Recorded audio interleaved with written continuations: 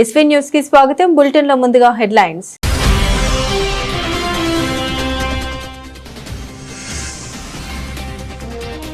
భారతీయ చేనేత వారసత్వాన్ని కాపాడుకుందాం. చేనేత కళాకారులకు అండగా నిలవాలని ప్రధాని నరేంద్ర మోదీ విజ్ఞప్తి.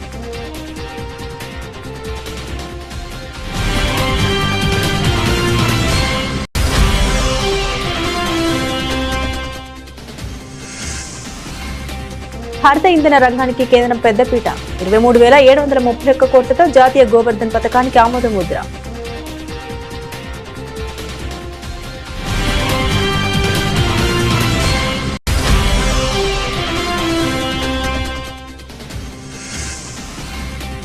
ఆందోళన బాట పట్టిన విద్యార్థులతో చర్చలకు సిద్ధం. జార్ఖండ్ సీఎం హేమంత్ సోరెన్ కీలక ప్రకటన.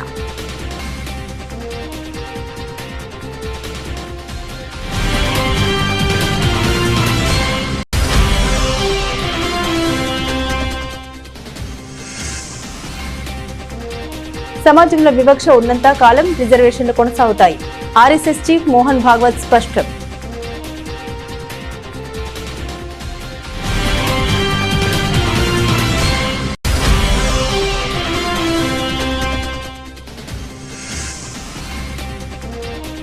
కావలి జిల్లాలపై తమిళనాడు అసెంబ్లీలో వేడెక్కిన చర్చ.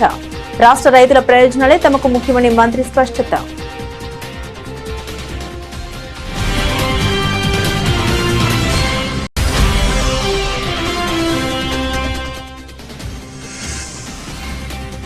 శబరిమల టెంపుల్ టెండర్లలో పారదర్శకతకు ప్రాధాన్యం, నిబంధన సరళీకృతం చేశామన్న టీడీపీ ప్రెసిడెంట్ కె జయకుమార్.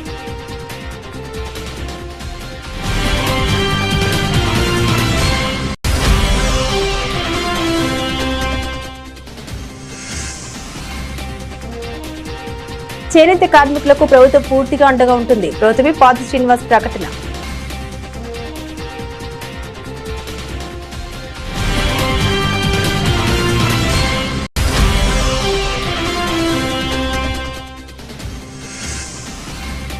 నేతన్నల సంక్షేమానికి మా ప్రభుత్వం కట్టుబడి ఉంది. జాతీయ చేనేత దినోత్సవంలో ముఖ్యమంత్రి చంద్రబాబు ఆసక్తికర వ్యాఖ్యలు.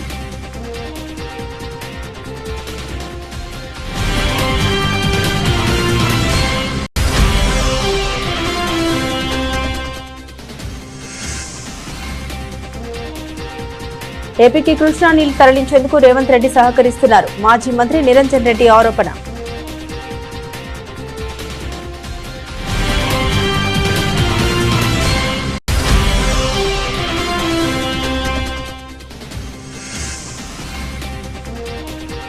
బాధితులపైనే కేసులు పెట్టి అరెస్టులు చేస్తారా? కూటమి ప్రభుత్వంపై విరుచుకుపడ్డ పేర్ని నాని.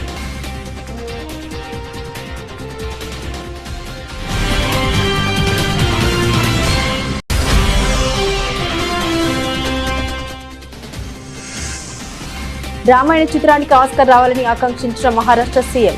ఈ చిత్రాన్ని ఫిల్మ్ ఆఫ్ ది మిలీనియం గా అభివర్ణించిన ఫడ్నవీస్.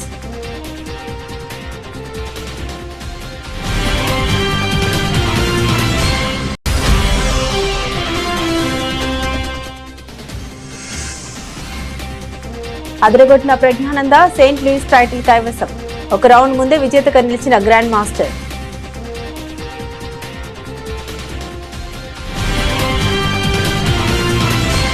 దేశంలోని విశిష్టమైన చేనేత వారసత్వాన్ని రక్షించుకోవడంతో పాటు లక్షలాది మంది చేనేత కళాకారులకు అండగా నిలవాలని ప్రధానమంత్రి నరేంద్ర మోదీ దేశ ప్రజలకు పిలుపునిచ్చారు. ఆగస్టు 7న నిర్వహించే జాతీయ చేనేత దినోత్సవాన్ని పురస్కరించుకుని ప్రతి ఒక్కరూ స్వదేశీ చేనేత ఉత్పత్తుల్ని కొనుగోలు చేసి వినియోగించాలని, తద్వారా మన నేతన్నల జీవితాల్లో వెలుగులు నింపాలని ప్రధాని కోరారు. మన దేశంలోని వైవిధ్యభరితమైన చేనేత వారసత్వాన్ని వేడుకగా జరుపుకోవడమే కాకుండా గ్రామీణ ఆర్థిక వ్యవస్థకు వెన్నెముకగా నిలుస్తున్న లక్షలాది మంది చేనేత కార్మికులకు, కళాకారులకు సాధికారత కల్పించడమే ఈ దినోత్సవం యొక్క ప్రధాన లక్ష్యమని ప్రధాని గుర్తు చేశారు.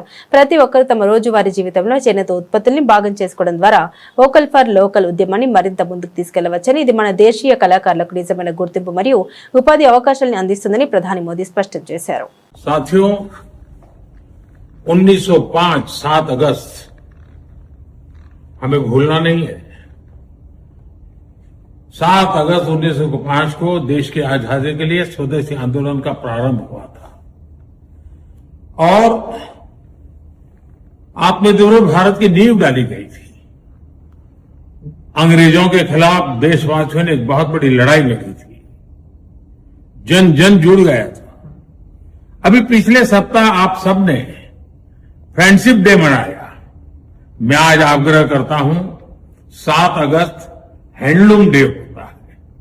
हमने इतने ही उत्साह और उमंग के साथ हैंडलूम डे मनाना है और हैंडलूम डे मनाने का मतलब है कि हर गरीब परिवार, बुनकर परिवार जो अपने हाथों से अपनी छोटी छोटी घर में लूम पर कपड़े बनाते हैं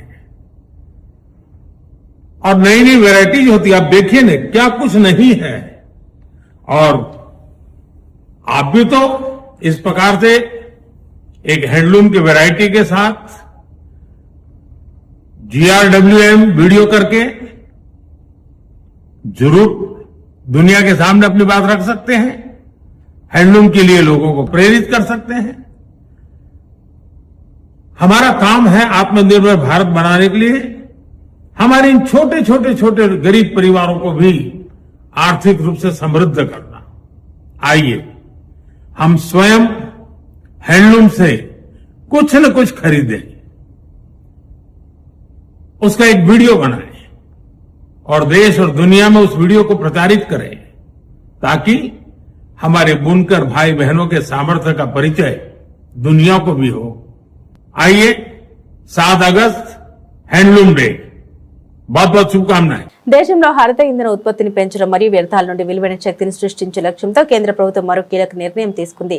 కంప్రెస్డ్ బయోగ్యాస్ రంగాన్ని ప్రోత్సహించడానికి ఉద్దేశించిన జాతీయ సమగ్ర పథకం గోబర్ధన్ కు కేంద్ర కేబినెట్ ఆమోదం తెలిపింది. ఈ పథకం కోసం ఏకంగా 23,731 కోట్ల భారీ బడ్జెట్ ను కేటాయించినట్లు కేంద్ర మంత్రి అశ్విని వైష్ణవ్ వెల్లడించారు. 23,731 కోట్ల వ్యయంతో అమలు కానున్న ఈ పథకం ద్వారా గ్రామీణ మరియు పట్టణ ప్రాంతాల్లో పాడి వ్యర్థాలు, వ్యవసాయ వ్యర్థాల నుండి ఇంధనాన్ని తయారు చేసే ప్లాంట్లకు పెద్దపీట వేయనున్నారు. దీనివల్ల రైతులకు అదనపు ఆదాయం లభించడమే కాకుండా కాలుష్యాన్ని తగ్గించే క్లీన్ ఎనర్జీ ఉత్పత్తిని పెంచవచ్చని ప్రభుత్వం భావిస్తుంది. దేశవ్యాప్తంగా ఏకీకృత విధానం ద్వారా ఈ పథకాన్ని అమలు చేసే బయోగ్యాస్ రంగంలో పెట్టుబడుల్ని ఆకర్షించడమే కాకుండా పెద్ద ఎత్తున ఉపాధి అవకాశాలు సృష్టించనున్నట్లు మంత్రి తెలిపారు. तो आज जो स्कीम अप्रूव हुई है वो एक कॉम्प्रिहेंसिव स्कीम है जिसमें 6 पिलर्स हैं। जो compressed biogas CBD compressed biogas बनती है सिटी और एग्रो वेस्ट को डाइजेस्ट करने के बाद में, उसको फर्मेंट करने के बाद में, तो उससे जो गैस बनती है उस गैस के यूटिलाइजेशन के लिए अश्योर्ड ऑफ टेक का पिलर रखा गया। यानी जो भी मैन्युफैक्चर करेगा बायोगैस उसको एक अश्योर्ड ऑफ टेक यानी उसके प्रोडक्ट को खरीदने की गारंटी दी जाएगी। जब वो मान लो किसी ने गैस बनाई, बेच पाए ना पाए, तो वो एक अनसर्टेनिटी रहती है। उस अनसर्टेनिटी को दूर करने के लिए एक अश्योर्ड ऑफ टेक यानी बाय करने का गारंटी इसमें दिया गया है। सेकेंड है प्राइस की स्टेबिलिटी। प्राइस ग्लोबल ऑयल का प्राइस, गैस का प्राइस अप एंड डाउन होता रहता है, तो बायोगैस को वो सब वॉलेटिलिटी प्राइस की न देखनी पड़े, इसके लिए एक अश्योर्ड प्राइस का सिस्टम बनाया गया है। और जो कैपिटल एक्सपेंडिचर होता है बायोगैस के प्लांट लगाने में, उसमें सपोर्ट दिया जाएगा, कैपेक्स का सपोर्ट। और चौथा पिलर है पाइपलाइन का इंफ्रास्ट्रक्चर, यानी जहाँ से बायोगैस का प्लांट लगता है उस वहाँ से कंज्यूमर्स तक पहुँचाने के लिए जो पाइपलाइन का नेटवर्क चाहिए उसको सपोर्ट करने के लिए भी इस स्कीम में 4th पिलर रखा गया है। 5th पिलर है MSMEs और विशेषकर जो विमेन लेड MSMEs हैं उनके लिए क्रेडिट गारंटी। और 6th पिलर है इनोवेशन के लिए। मान लो कोई नए मेथड से करना चाहे, कोई नया टेक्नोलॉजी लाना चाहे इसमें, तो उनको एक इनोवेशन का स्कोप चैलेंज फंड के थ्रू दिया जाएगा। इन 6 पिलर्स को लेके स्कीम बनी है। स्कीम गोवर्धन स्कीम है। इसमें बेसिकली जो हमारे अभी existing city gas pipeline distribution आ चुका है, प्लस पाइप नेचुरल गैस भी देश में कई जगह कई शहरों में आया है। इन सब का इस बायोगैस के प्रोडक्शन सेंटर्स के साथ कनेक्शन किया जाएगा। జార్ఖండ్ రాజధాని రాంచీలో ఉద్యోగ నియామక పరీక్షల్లో అక్రమాలు జరిగాయంటూ గత కొన్ని రోజులుగా నిరుద్యోగ అభ్యర్థులు, విద్యార్థులు పెద్ద ఎత్తున ఆందోళన బాట పట్టారు. రోడ్లపైకి వచ్చి ప్రభుత్వానికి వ్యతిరేకంగా చేపడుతున్న ఈ నిరసనపై ఆ రాష్ట్ర ముఖ్యమంత్రి హేమంత్ సోరెన్ చివరకు స్పందించారు. సమస్యల పరిష్కారానికి తమ ప్రభుత్వం విద్యార్థులతో నేరుగా చర్చలు జరిపేందుకు సిద్ధంగా ఉందని ఆయన అధికారికంగా ప్రకటించారు. ఆందోళన బాట పట్టిన విద్యార్థుల ఆవేదనను, వారు ఎదుర్కొంటున్న సమస్యల్ని తాము అర్థం చేసుకోవాలనుకుంటున్నామని సీఎం తెలిపారు. విద్యార్థులు లేవనెత్తుతున్న ప్రతి అంశాన్ని ప్రభుత్వం పరిశీలిస్తోందని, వ్యవస్థలో అవసరమైన సంస్కరణ తీసుకురావడమే తమ ప్రాథమిక లక్ష్యమని ఆయన స్పష్టం చేశారు. ప్రభుత్వం ఎల్లప్పుడూ విద్యార్థుల సంక్షేమానికి కట్టుబడి ఉందని, వివాదాలను శాంతియుతంగా చర్చల ద్వారా పరిష్కరించుకోవడమే సరైన మార్గమని సీఎం హేమంత్ సోరెన్ అభిప్రాయపడ్డారు. నిరుద్యోగుల భవిష్యత్తుతో ఆడుకునే ఉద్దేశం తమకు లేదని, పారదర్శకమైన నియామక ప్రక్రియను పునరుద్ధరించేందుకు తగిన చర్యలు తీసుకుంటామని ఆయన హామీ ఇచ్చారు. वो सब एक जो माध्यम है वो माध्यम हमने बता रखा है और बात करने के लिए भी हम लोग तैयार हैं। सरकार हर छात्रों का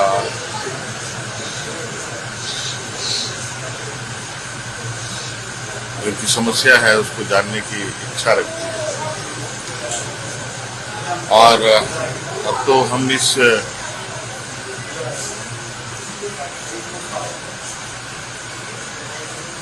जो छात्रों की इच्छा है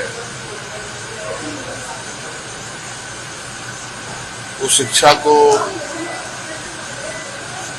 हम जयपाल सिंह स्टेडियम से बाहर तक ले जाने की कोशिश में पूरे राज्य की जो हमारे छात्र छात्राएं हैं जो इस संबंध में अपने विचार रखते हैं वो अपनी राय दे सकते और एक मजबूत और बड़े रिफॉर्म के साथ आगे हम लोग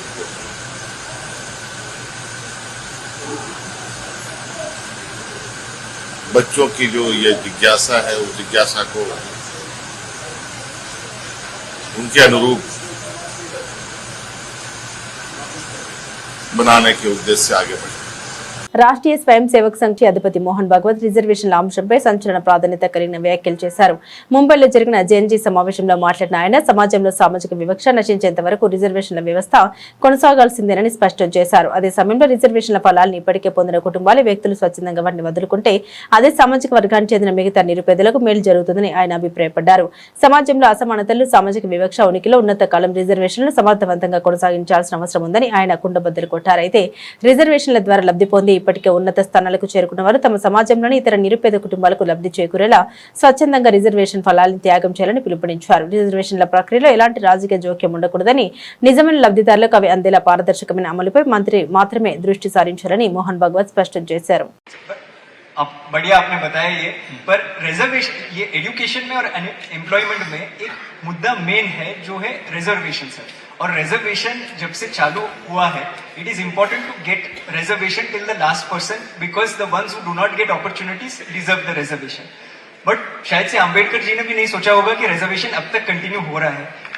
I am just following up on that क्योंकि आपने जो बोला है तो जनरल पॉपुलेशन है द थिंग इज रिजर्वेशन बढ़ता जा रहा है, एक राजनीतिक विषय बन गया है एंड एक्चुअली जो टॉप 1% ऑफ SC/ST है sir they have become the creamy layer जैसे ओबीसी में हुआ है और सर वो ही सारे रिजर्वेशन ले लेते हैं. तो जनरल कैटेगरी के बच्चे जैसे मैं हूं सर, मेरिट में अच्छा था, इतना अच्छा भी नहीं था पर मेरिट में अच्छा था, पर सर कट ऑफ लिस्ट में मेरा नाम लास्ट आया.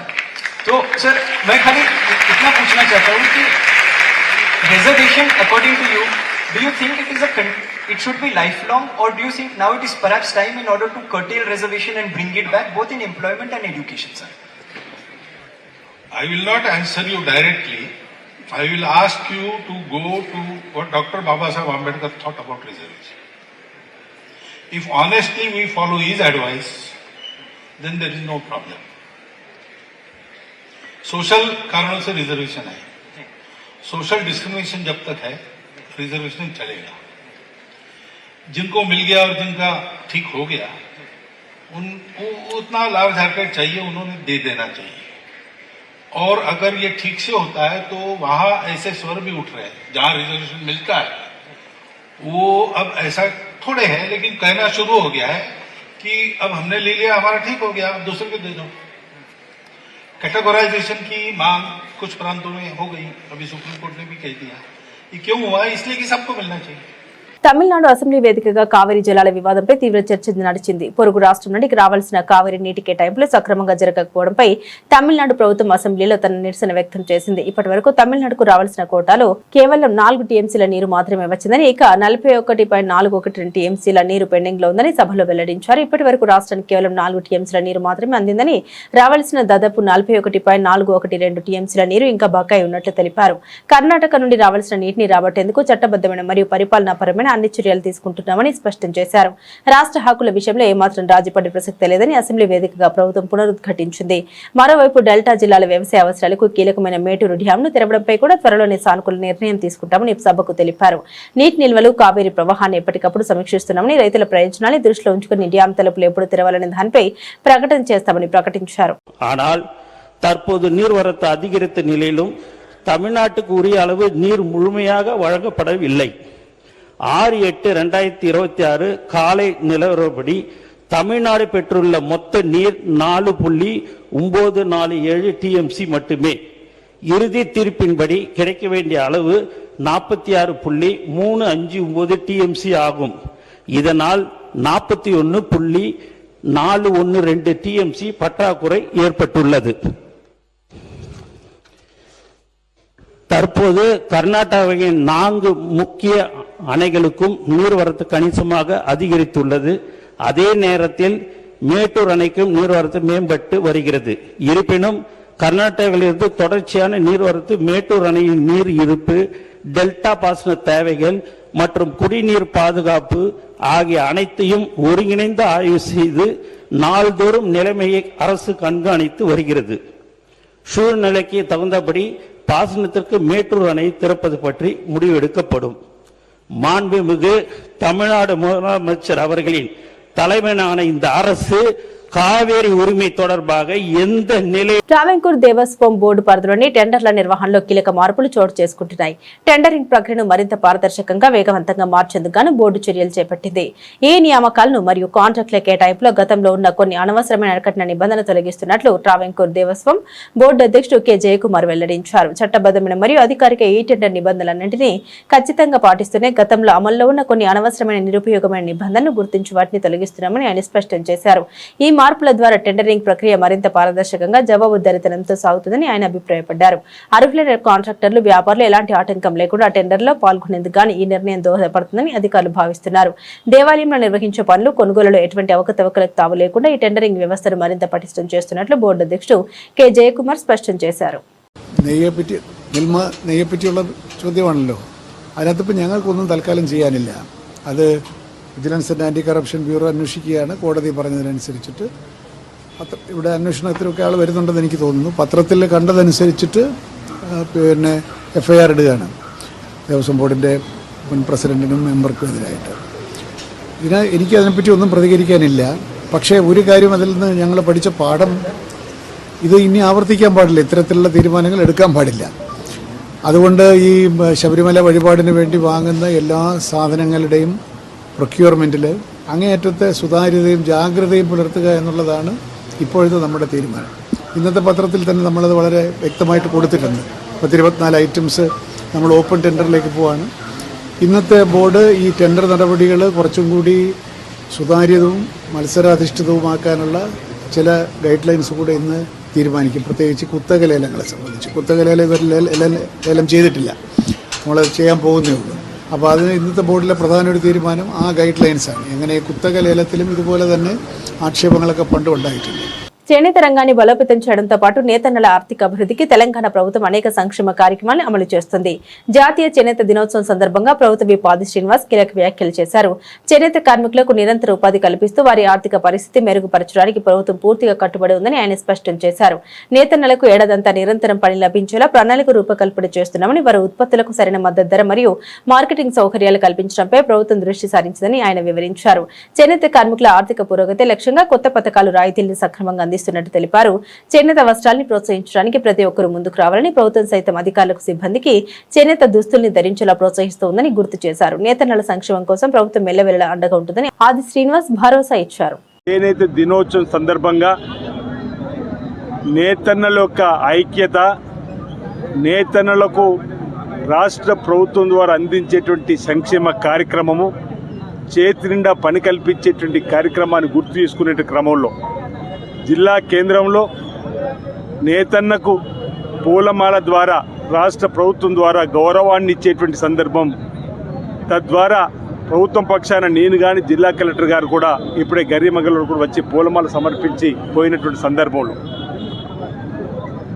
ప్రతి ఒక్కరికి కూడా చేతిన పని కల్పించాలనేటువంటి సంకల్పంతో రాష్ట్ర ప్రభుత్వం గౌరవ ముఖ్యమంత్రి శ్రీ రేవంత్ రెడ్డి గారి నాయకత్వంలో సిరిసిల్ల ఉన్నటువంటి నేతన్నలు, కార్మికులు, ఆసాములు, యజమానులు, ఇతరత్ర ఎవరైతే ఈ రంగం పైన ఆధారపడి ఉన్నారో వారికి సంవత్సరంలో సుమారు 8 మాసాలు పని కల్పించే విధంగా గత సంవత్సరము 6,70,00,000 పైచిలకు మీటర్ల చీరల ఉత్పత్తిని చేసేటువంటి కార్యక్రమం అందివ్వడమే కానీ ఇతరత్ర ప్రభుత్వానికి అవసరమైనటువంటి స్కూళ్ళు యూనిఫామ్కి సంబంధించినటువంటిది కానీ ప్రభుత్వానికి సరఫరా అయ్యేటువంటి గుడ్డను కూడా ఇక్కడ ఉన్నటువంటి నేతన్నలకు పని కల్పించేటువంటిలో ఇచ్చేటువంటి సందర్భం కానీ ఈ సంవత్సరం కూడా మళ్ళీ చేతిన పని కల్పించే లక్ష్యంలో భాగంగా ఇప్పటి వరకు 4,50,00,000 మీటర్ల చీరల తయారీ కార్యక్రమాన్ని కూడా మనం అందించేటువంటి సందర్భంలో నేతన్నలను బలోపేతం చేసేటువంటి సందర్భం, మరో 1,50,00,000 పైగా మీటర్లు కూడా త్వరలోనే ఆర్డర్ ఇవ్వాలని చెప్పిన ప్రభుత్వం అనుకునే సందర్భంలో ఇప్పటికే 2 సార్లు అవకాశం ఇచ్చారు. ఒకసారి 3,08,00,000 మీటర్లు, మరోసారి 1,00,00,000 పైచిలకు చీరలు, అదేవిధంగా 3వ విడత కూడా ఇవ్వడానికి. జాతీయ చేనేత దినోత్సవం సందర్భంగా ఆంధ్రప్రదేశ్ ముఖ్యమంత్రి నారా చంద్రబాబు నాయుడు చేనేత రంగానికి నేతన్నలకు తమ ప్రభుత్వంతో ఉన్న అనుబంధాన్ని గుర్తు చేసుకుంటూ ఆసక్తికర వ్యాఖ్యలు చేశారు. తాను రాజకీయాల్లోకి వచ్చినప్పటి నుండి అత్యధిక ప్రాధాన్యత, ప్రత్యేక శ్రద్ధ చూపిన వర్గం చేనేత సామాజిక వర్గమేనని సీఎం స్పష్టం చేశారు. నేతన్నలకు తెలుగుదేశం పార్టీ తప్ప మరొక గుర్తు తెలియదని ఆయన వ్యాఖ్యానించారు. తన సుదీర్ఘ రాజకీయ ప్రస్థానంలో చేనేత కార్మికుల అభివృద్ధిపై ప్రత్యేకంగా దృష్టి సారించామని, వారి కష్ట సుఖాల్లో టీడీపీ ప్రభుత్వం ఎప్పుడు తోడుగా నిలిచిందని సీఎం పేర్కొన్నారు. అందుకే నేతన్నల ఆదరణ ఎప్పుడు తెలుగుదేశం పార్టీకే ఉంటుందని, వారికి టీడీపీ తప్ప వేరే గుర్తు తెలియదంటూ వ్యాఖ్యానించారు. చేనేత రంగానికి పూర్వ వైభవం తీసుకురావడానికి నేతన్నలు తయారు చేసే ఉత్పత్తులకు సరైన ప్రాచుర్యం, ఆధునిక సాంకేతికత మరియు ప్రపంచ స్థాయి మార్కెటింగ్ సదుపాయాలు కల్పించేందుకు ప్రభుత్వం ప్రణాళిక సిద్ధం చేస్తుందని సీఎం వివరించారు. రాబోయే రోజుల్లో చేనేత కార్మికుల కుటుంబాలకు మరింత భరోసానిస్తూ ఆర్థికంగా ఉన్నత స్థాయికి తీసుకెళ్లడమే తమ లక్ష్యమని సీఎం చంద్రబాబు స్పష్టం చేశారు. నేను రాజకీయాల్లోకి వచ్చిన తర్వాత ఎక్కువ కన్సర్న్ చూపించిన వర్గం చేనేత. ఇప్పుడు కూడా నేను గర్వంగా చెప్పగలుగుతున్నాను, అపోజిషన్లో ఉన్నా రూలింగ్లో ఉన్నా ఎప్పుడు చేనేత కార్మికులు తెలుగుదేశం పార్టీకే ఓటేశారు తప్ప వేరే గుర్తు తెలియని వ్యక్తులు మీరు. పాలమూరు రంగారెడ్డి ఎత్తిపోతల పథకం మరియు కృష్ణానది జలాల వినియోగంపై మాజీ మంత్రి సింగిరెడ్డి నిరంజన్ రెడ్డి ముఖ్యమంత్రి రేవంత్ రెడ్డిపై విరుచుకుపడ్డారు. తాను పాలమూరు బిడ్డనని చెప్పుకునే రేవంత్ రెడ్డి స్థానిక రైతులకు నీళ్లు ఇవ్వకుండా ఆంధ్రప్రదేశ్ ముఖ్యమంత్రి చంద్రబాబు నాయుడికి కృష్ణా జలాల్ని తరలించుకుపోయేందుకు సహకరిస్తున్నారని సంచలన ఆరోపణ చేశారు. నదిలో భారీగా వరద ప్రవాహం ఉన్నప్పటికీ నీళ్లు లేవంటూ ప్రభుత్వం రైతాంగాన్ని దారుణంగా మోసం చేస్తుందని మండిపడ్డారు. తెలంగాణ ప్రాజెక్టుల నుండి నీటిని లిఫ్ట్ చేయకుండా ఆపేసి ఎగువ నీరు ఆంధ్రప్రదేశ్ వైపు తరలిపోతుంటే రేవంత్ రెడ్డి ప్రభుత్వం చూస్తూ ఊరుకుంటుందని ఆరోపించారు. తక్షణమే కల్వకుర్తి మరియు ఇతర లిఫ్ట్ ప్రాజెక్టుల ద్వారా నీటిని ఎత్తిపోసి ఉమ్మడి మహబూబ్ నగర్, రంగారెడ్డి జిల్లాల రైతాంగాన్ని ఆదుకోవాలని సింగిరెడ్డి నిరంజన్ రెడ్డి డిమాండ్ చేశారు. విచిత్రం ఏంటంటే శ్రీశైలం నుంచి ఒకసారి పవర్ జనరేషన్ ద్వారా గానీ కుడియడమా లేదా శ్రీశైలం గేట్లు ఓపెన్ చేయడం ద్వారా గానీ కిందికి నీళ్లు పోతే సహజంగానే మనందరూ తెలుసు 4 సార్లకు పోతాయి. మరి ఉత్తమ్ కుమార్ రెడ్డి గారి ప్లాన్ ఏందో నాకు తెలుస్తలేదు, అర్థమైతలేదు. ముఖ్యమంత్రికి నీళ్ల మంత్రికి ఉండేటువంటి కోల్డ్ వార్ అంటామే, అదేదన్నా కారణమై ఉందా అని కూడా మాకు అనుమానం లేకపోలేదు. ఎందుకంటే పాలమూరులో నీళ్లు ఇవ్వద్దు, శ్రీశైలంకు ఎగువన నీళ్లు ఇవ్వద్దు అని ఉత్తమ్ కుమార్ రెడ్డి గారు ఆదేశాలు ఇచ్చినారు. మరి రేపు నాగార్జున సాగర్ లోకి వచ్చిన తర్వాత నాగార్జున సాగర్ లో ఉండేటువంటి నీళ్లు కుడికాల ద్వారా పోకుండా ఆపేది నీ తరం కాదు కదా, అది ఆంధ్రప్రదేశ్ ప్రభుత్వం కదా, వాళ్ళు నీళ్లు తీసుకుపోతారు కదా. ఆ ప్రాజెక్టుకు ఉండే 2 కాలువలలో కుడి కాలువ నీళ్లు పోయినప్పుడు ఆటోమేటిక్ గా కాలువకు వస్తాయి నీళ్లు. అంటే ఏడ్చిన మొగుడు వస్తే నా మొగుడు కూడా వస్తాడు అనేటువంటి పాత సామెత. నా మీద బదనాం లేకుండా నాగార్జున సాగర్ నిడితే చాలు, నల్లగొండకైతే నీళ్లు వస్తాయి. ఈ పాలమూరు ఏమన్నా కానీ బదనాం అయితే ముఖ్యమంత్రి అవుతాడని ఇట్లా అనుకుంటుండా, ఇదో డౌట్ కూడా వస్తుంది. లేదు పాలమూరుకు నీళ్ళు లేకుండా నేను ఎండబెడితేనే శభాష్ అని చంద్రబాబు నాయుడు అంటాడని రేవంత్ రెడ్డి అనుకుంటుండా తెలుస్తలేదు. ఏం పాలమూరు బిడ్డ బాబు, ఒక ఆయన పాలమూరు బిడ్డ, ఒక ఆయన పాలమూరు అల్లుడు, ఇద్దరు శని పట్టిండు మీరు మాకు. పాలమూరు అల్లుడైన ఆయన ఎవరు, ఉత్తమ్ కుమార్ రెడ్డి మాకు శనే, పాలమూరు బిడ్డ అని చెప్పుకునే రేవంత్ రెడ్డి ఒక శనే కాదు. మాకు నిజంగా పాలమూరు చీమునెత్తురు ఉంది, ఆ ప్రజల యొక్క దుఃఖం తెలుసు అంటే నీవు గొప్పగా ప్రయత్నం చేసి నీవు శ్రమపడి చెమటోడ్చి మేధస్సు రంగరించి 10 రూపాయలు ఖర్చు పెట్టి నీళ్లు ఇచ్చేది ఏమీ లేదు, ఒక్క చుక్క. ఉన్న వ్యవస్థ ద్వారా ప్రకృతి ఇచ్చిన నీళ్లను వదులు. ఇప్పుడు పాలమూరు రంగారెడ్డిని చేపట్టడానికి నీకు చేత కాలే, 3వ సంవత్సరం నడుస్తా ఉంది, ఇప్పటికీ తట్టెడు మట్టి తీయలే పాలమూరు రంగారెడ్డిని పూర్తి చేయడానికి. ఆ పని మొదలు పెట్టడానికి నీకు మనసు వస్తలేదు. ఓకే, ప్రకృతి ఇచ్చినటువంటి ఏటి నీళ్లనైనా ఇవ్వనికే నీకేమి ఇబ్బంది, మనసు లేదా? ఒక్కసారైనా ఏమో అనిపించదా? లక్షల మంది రైతులు కళ్ళలో ఒత్తులేసుకొని ఎదురు వాళ్ళ కళ్ళ ముందల నీళ్లు పోతున్నాయి కృష్ణాల. ఎవయ మొగడా అంటానంటే అధికారులతో మీటింగ్లు పెట్టించి నీళ్లు లేవని ఓ భ్రమలు కల్పించి ఎల్లినో అని కరువు అని రాబోయే రోజులలో ఏదో భూతం ఉందన్నట్లు నీళ్ల చుక్కలే లేవన్నట్లు ఈ రకమైనటువంటి మాయ చేసేటువంటి దుర్మార్గ ప్రచారం చేస్తున్నారు. మేము డిమాండ్ చేస్తున్నాం ముఖ్యమంత్రి గారిని. విజయవాడలో వైఎస్ఆర్సీపీ నేతల అరెస్టులపై మాజీ మంత్రి పేర్ని నాని ఘాటుగా స్పందించారు. శాంతియుతంగా నిరసన తెలుపుతున్న వైఎస్ఆర్సీపీ నేతలపై దాడులు జరుగుతున్నా పోలీసులు పట్టించుకోవడం లేదని విమర్శించారు. మల్లాది విష్ణుపై దాడి జరిగిందని ఫిర్యాదు చేస్తుంటే బాధితుడికి రక్షణ కల్పించకుండా పోలీసులు ఆయన్నే జీపులు ఎత్తుకెళ్లడం దారుణమని మండిపడ్డారు. రాష్ట్రంలో మెగా డీఎస్సీ నియామకంలో అవకతవకలు జరిగాయంటూ అభ్యర్థులు నిరుద్యోగుల తరపున ప్రశ్నిస్తుంటే ప్రభుత్వం కక్ష సాధింపు చర్యలకు దిగుతుందని పేర్ని నాని ఆరోపించారు. ప్రజాస్వామ్యంలో నిరసన తెలిపే హక్కును కాలరాస్తూ పోలీసులను ఉపయోగించి ప్రతిపక్ష నేతల గొంతు నొక్కే ప్రయత్నం చేస్తున్నారని విమర్శించారు. ఎన్ని అణచివేత చర్యలకు పాల్పడ్డా డీఎస్సీ నిరుద్యోగ అభ్యర్థులకు న్యాయం జరిగేంత వరకు తమ పార్టీ పోరాటం ఆపేదలేదని పేర్ని నాని స్పష్టం చేశారు. మరి ఈ గూండాల్ని మరి లేపేయాలి కదా, బోర్డు కూడా కనపడకుండా లేపరా, బూడిదక్కర్లా బొయ్యిలు ఇరిగేట అన్న తీసుకెళ్ళాలి కదా, ఒక్కడిని తీసుకెళ్ళా. ఏంటి ఎందుకు టెంట్లో ఏం చేస్తున్నారు వీళ్ళు? కూర్చుని డిఎస్సిలో జరిగినటువంటి తప్పుడు పనులు, చదువు లేకుండా, డిగ్రీ లేకుండా, ఒక పరీక్ష రాయకుండా, టెట్ రాయకుండా, డిఎస్సి రాయకుండా టీచర్ ఉద్యోగాలకి పాఠాలు చెప్తాకి ఒక సైన్సు, ఒక మ్యాథ్స్, ఒక సోషల్ స్టడీసు, ఒక తెలుగు, ఒక ఇంగ్లీషు పాఠాలు చెప్తాకి, హై స్కూల్లో పాఠాలు చెప్తాకి కూడా టీచర్లుగా నియామకం చేసేస్తున్నారు. ఇది తప్పయ్యా. వ్యాయామ ఉపాధ్యాయులుగా దొంగ సర్టిఫికేట్లతో చెప్పారని చెప్పి ఆఖరికి మాజీ ఒలింపిక్ చైర్మన్, మాజీ ఒలింపిక్ అసోసియేషన్ చైర్మన్ చెప్తున్నాడు ఇవన్నీ దొంగ సర్టిఫికేట్లే, శాపే కడిగేయాలి, శాపే దుర్మార్గం చేసిందని చెప్పాడు. ఏం తప్పు చేశారంటున్నా? ప్రజాస్వామ్యంలో ప్రశ్నించడం తప్ప అంటున్నా, సిబిఐ ఎంక్వైరీ కోరటం తప్ప ఈ రాష్ట్ర బాధ్యుడైనటువంటి విద్యాశాఖ మంత్రిని తీసేయమని చెప్పడం తప్ప అని అడుగుతున్నా. రాజీనామా చేయమంటాం తప్ప, బర్తరఫ్ చేయమంటాం తప్ప చంద్రబాబు నాయుడిని. అతను రాజీనామా చేయకపోతే బర్తరఫ్ చేయాలి కదా. ఆవిడెవరో అమెరికా నుంచి చెప్తుంది మీ మంత్రి నా చెరబట్టాడని చెప్పని. నేను ఆడకూతురిని, తెలుగుదేశం పార్టీ అభిమానిని, నన్ను చెరబట్టాడు బ్రదర్, బ్రో అని పెడితే కూడా పట్టించుకోరు. ఒక ఆడకూతురు నన్ను ఇప్పటికి 3 సార్లు అబార్షన్ చేయించాడంటే పట్టించుకోరు మీ ఎమ్మెల్యే. మరి మీ మంత్రి ప్రజాస్వామ్యాన్ని చెరబట్టాడు, ప్రభుత్వ వ్యవస్థని, విద్యా వ్యవస్థని చెరబట్టాడు మీ మంత్రి అని చెప్పంటే మరి రాజీనామా చేయించకపోతే మీరు బర్తరఫ్ చేయాలి కదా. ఇదే కదా ఇవాళ టెంట్లో మల్లాది విష్ణు గారి కార్యకర్తలు, రాష్ట్ర వ్యాప్తంగా ఉన్నటువంటి వైఎస్ఆర్ కాంగ్రెస్ పార్టీ యువజన విభాగం కార్యకర్తలు దీక్షలు, ధర్నాలు చేస్తుంటే సమాధానం చెప్పలేక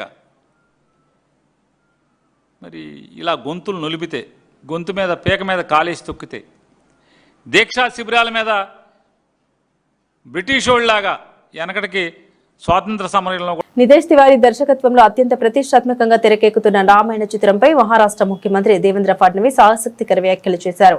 ఈ చిత్రానికి అకాడమీ అవార్డు రాకపోతే తాను తీవ్ర నిరాశకు గురవుతామని ఆయన తెలిపారు. ఇది సహస్రాబ్దానికి ఒకసారి వచ్చే cinema, film of the millennium అంటూ ఆయన ప్రశంసలు కురిపించారు. ఆగస్టు 6న ముంబైలో నిర్మాత నమితా మల్హోత్రా ఆధ్వర్యంలో ఏర్పాటు చేసిన ప్రైమ్ ఫోకస్ స్టూడియో ప్రారంభోత్సవ కార్యక్రమంలో ఫడ్నవీస్ ఈ వ్యాఖ్యలు చేశారు.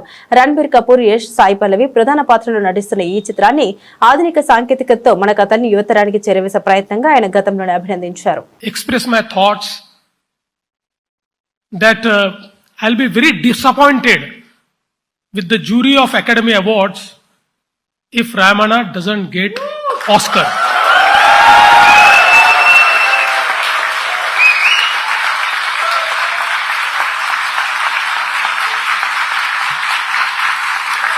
It's not a film of decade, it's a film of millennium.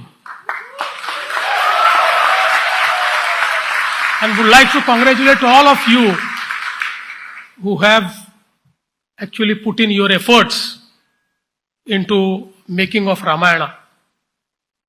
And now we are waiting for the release of Ramayana. And also we are waiting for, the inauguration of phase 2 of Prime Focus. So from our side, let me assure you that government is with you, because we understand that you are not just creating an ecosystem, but you are trying to accomplish the dreams of our youth who have huge creative ability, who want to get employed in the creative sector, who want their ideas to be created into stories, and that's perhaps you are doing. And I'm very happy that after the phase 2, even under stewardship of our minister, we are rolling out the plan to redevelop this end. భారత యువ grand master are Praggnanandhaa మరోసారి తన సత్తా చాటాడు. అమెరికాలో జరిగిన Grand Chess Tour Saint Louis rapid and blitz tournament లో విజేతగా నిలిచారు. ఒక రౌండ్ మిగిలి ఉండగానే టైటిల్ ఖాయం చేసుకున్నాడు. చివరి ప్రత్యక్ష పోర్లో జవోకీర్ సిందరోవ్ తో ప్రజ్ఞానంద డ్రా చేసుకున్నాడు. ఈ ఫలితంతో టైటిల్ అతని సొంతమైంది. మొత్తం 35 పాయింట్లకు గాను 23 పాయింట్లు సాధించి అగ్రస్థానంలో నిలిచాడు. సిందరోవ్ 22 పాయింట్లతో రెండో స్థానం దక్కించుకున్నాడు. వెస్లీసో 20.5 పాయింట్లతో మూడో స్థానంలో నిలిచాడు. లెవన్ అరోనియన్ 19 పాయింట్లతో నాలుగో స్థానం సాధించాడు. ఈ విజయంతో ప్రజ్ఞానందకు $50,000 నగదు బహుమతి లభించింది. అలాగే గ్రాండ్ చెస్ టూర్ లో 13 పాయింట్లు కూడా ఖాతాలో చేరాయి. ప్లే ఆఫ్ అవసరం లేకుండానే నేరుగా టైటిల్ సొంతం చేసుకున్నాడు. ఈ ఫలితంతో గ్రాండ్ చెస్ టూర్ మొత్తం ర్యాంకింగ్స్ లో రెండో స్థానానికి చేరుకున్నాడు. ఫాబియానో కర్వానా అగ్రస్థానంలో కొనసాగుతున్నారు. వార్తలు ముగించే ముందు హెడ్లైన్స్ మరోసారి.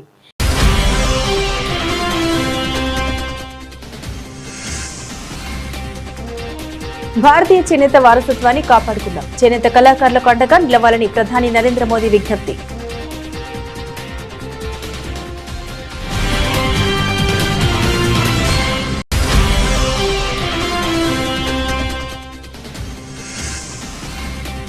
హరిత ఇంధన రంగానికి కేంద్రం పెద్దపీట. 23,731 కోట్లతో జాతీయ గోవర్ధన్ పథకానికి ఆమోద ముద్ర.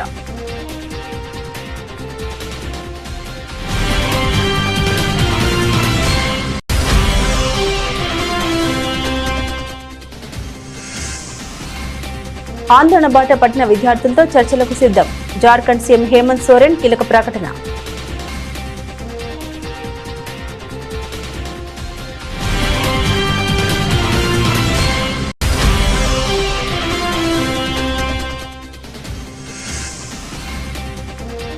సమాజంలో వివక్ష ఉన్నంత కాలం రిజర్వేషన్లు కొనసాగుతాయి. ఆర్ఎస్ఎస్ చీఫ్ మోహన్ భాగవత్ స్పష్టం.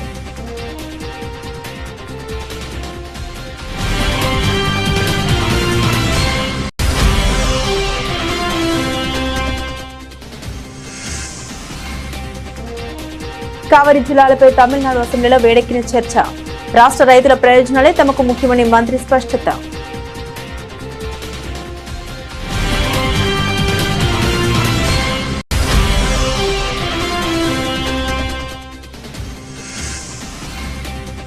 శబరిమల టెంపుల్ టెండర్లలో పారదర్శకతకు ప్రాధాన్యం, నిబంధన సరళీకృతం చేశామన్న టీడీపీ ప్రెసిడెంట్ కె జయకుమార్.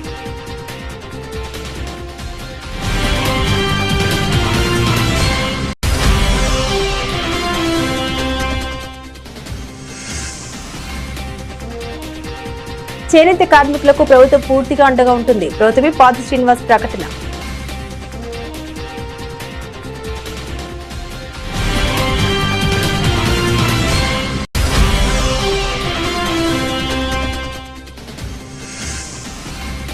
నేతన్నల సంక్షేమానికి మా ప్రభుత్వం కట్టుబడి ఉంది. జాతీయ చేనేత దినోత్సవంలో ముఖ్యమంత్రి చంద్రబాబు ఆసక్తికర వ్యాఖ్యలు.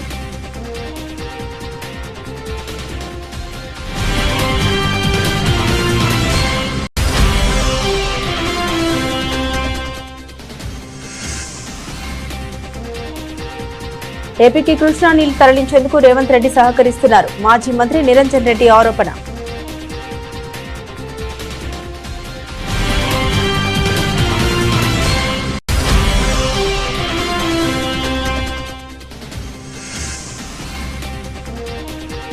బాధితులపైనే కేసులు పెట్టి అరెస్టులు చేస్తారా? కూటమి ప్రభుత్వంపై విరుచుకుపడ్డ పేర్ని నాని.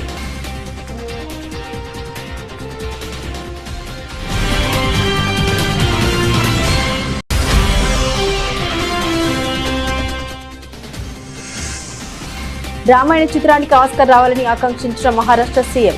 ఈ చిత్రాన్ని ఫిల్మ్ ఆఫ్ ది మిలీనియం గా అభివర్ణించిన ఫడ్నవీస్.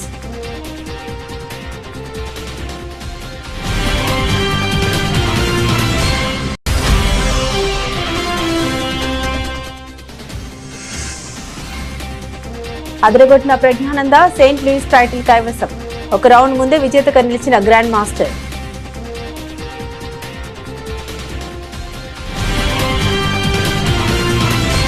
ఇవి బులెటిన్లోని విశేషాలు. తిరిగి మరో బులెటిన్తో మళ్ళీ కలుద్దాం. అంతవరకు సెలవు. నమస్కారం.